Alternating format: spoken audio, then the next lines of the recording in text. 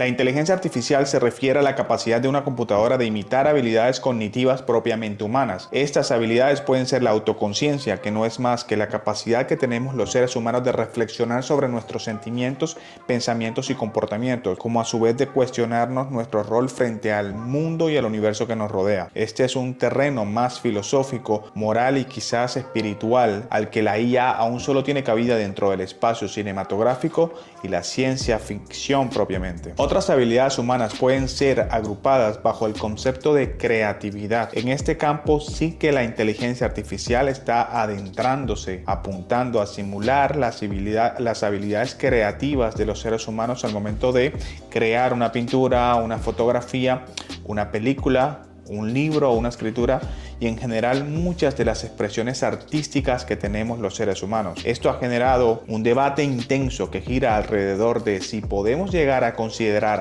arte en sí mismo a lo que crea la IA. Los más detractores apelan a que uno de los componentes fundamentales del arte es precisamente la necesidad que tiene el ser humano de expresar su mundo interior a través de una obra artística, algo que las máquinas, al ser objetos carentes de emociones, sentimientos o cualquier forma de espiritualidad, quedan completamente imposibilitadas de hacer. Una máquina en esencia no puede sentir deseos de expresar sus ideas o pensamientos internos relacionados a lo más profundo de su ser, porque simplemente carece de un ser, un yo consciente de su realidad. Por el lado del otro bando tenemos a las personas que apelan a que el arte es aquello a lo que el ser humano le da valor o percibe como bello o valioso. Es decir, que si la máquina crea algo, es finalmente el ser humano el que le da ese valor artístico, si así lo considera. En el medio nos encontramos los menos extremistas, que simplemente pensamos que la IA no es más que otra herramienta a favor de la creación humana. En sí mismo, lo que crea la IA,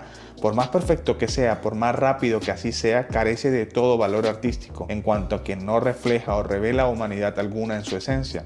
Sin embargo, la IA, como un aliado más en el desarrollo de la creatividad humana, sí puede ser una herramienta importante que contribuya a lo que los humanos exploremos y expresemos desde nuestro mundo interior. Tal y como ha sucedido con otros avances tecnológicos como la llegada del digital, la llegada del cine a color, la imprenta, etc. Por último, llegamos al grupo de habilidades agrupadas bajo el concepto de aprendizaje.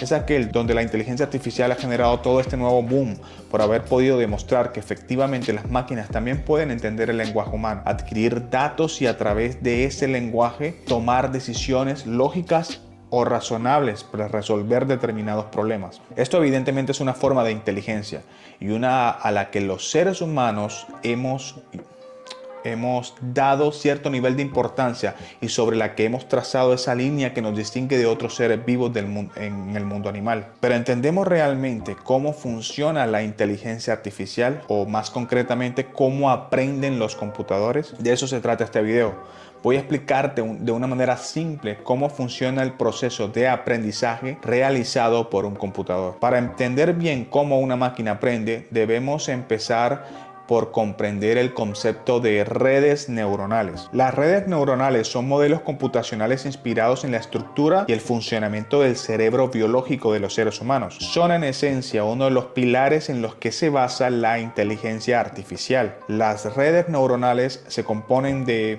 principalmente neuronas, que es básicamente la unidad básica de procesamiento. Una neurona se encarga en esencia de recibir, procesar y enviar los datos. Luego tenemos las capas o los layers, que no son más que una forma de organizar las neuronas. Y luego tenemos a su vez capas de entradas encargadas de recibir los datos de entrada, capas de salida que se encargan de producir los datos de salida y las capas ocultas que realizan la mayor parte del procesamiento. Cada una de estas capas ocultas se pueden llegar a especializar en procesos característicos muy concretos de los datos. Cuantas más capas ocultas tengamos, más profunda es la red neuronal.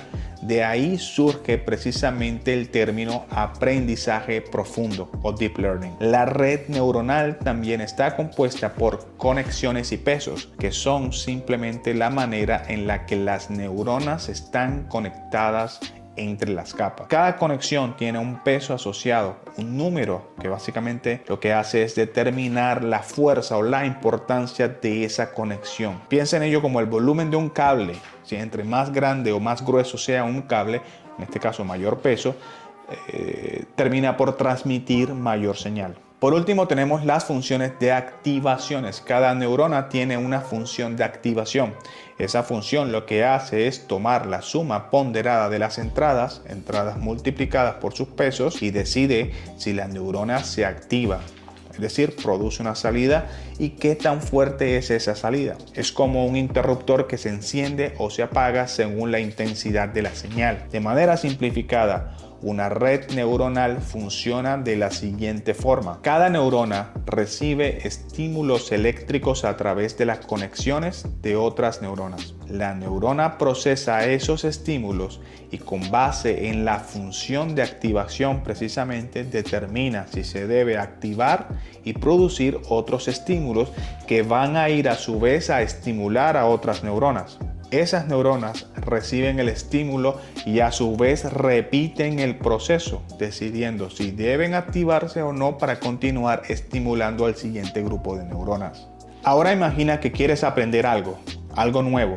Por ejemplo, en mi caso estoy aprendiendo el idioma alemán. Aprender este nuevo idioma requiere principalmente de habilidades quizás de memoria, de procesamiento auditivo y conocimiento gramatical, que son básicamente conocimiento de las reglas del idioma. Si no tengo la habilidad del alemán desarrollada, necesito practicar una y otra vez hasta que mis neuronas aprendan a trabajar juntas y posteriormente se engranen a tal nivel que cada vez resulte más fácil y rápido procesar el idioma alemán. Con la práctica constante y el tiempo, por supuesto, las neuronas en mi cerebro encargadas de procesar ese idioma no solo van creando conexiones cada vez más fuertes, sino que llegan a alcanzar niveles en los que simplemente crean atajos, en los que cuando se dispara una neurona, casi que de forma automática las otras neuronas terminan activándose al mismo tiempo. Esto es parte de lo que llamamos comúnmente como memoria muscular. Y en el mundo de los deportes es muy común que grandes deportistas la adquieran. Por eso jugadores como Messi, Jordan o Cristiano han llegado a alcanzar niveles en los que pareciera que procesan jugadas a niveles tan rápido que los demás simplemente no llegamos ni a imaginar. Hace unas cuantas décadas que se ha estado intentando emular ese procesamiento biológico de las neuronas en sistemas primeramente electrónicos y posteriormente computacionales. Una de las primeras investigaciones orientadas a este campo buscaba emular el proceso de toma de decisiones de un ser humano, tal cual. Vamos ahora a intentar diagramar ese proceso, el proceso de la toma de decisiones humanas. ¿Cómo tomo una decisión? En este caso, aprender alemán o no. Normalmente iniciamos este proceso basado en lo que vemos, lo que conocemos y en general nuestro contexto cultural de creencias. A esto lo vamos a definir como simplemente factores de entrada.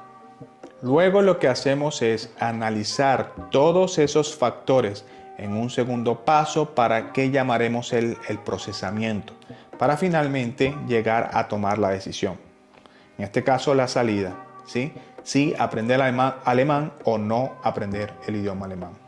Vamos a emular este ejemplo con un proceso computacional. Tenemos primero los factores de decisión, que podrían ser: tengo un rango de edad adecuado, me gusta la cultura, la comida y los países germanos, voy a utilizar el idioma en mi día a día, es decir, voy a utilizar el idioma con frecuencia, tengo tiempo y dinero para aprender el nuevo idioma.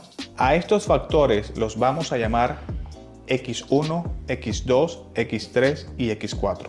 Cada factor solo ofrece dos opciones, ¿sí? Tengo un rango de edad adecuado, sí o no. Para la computadora podemos indicarlo a través de 1 y 0.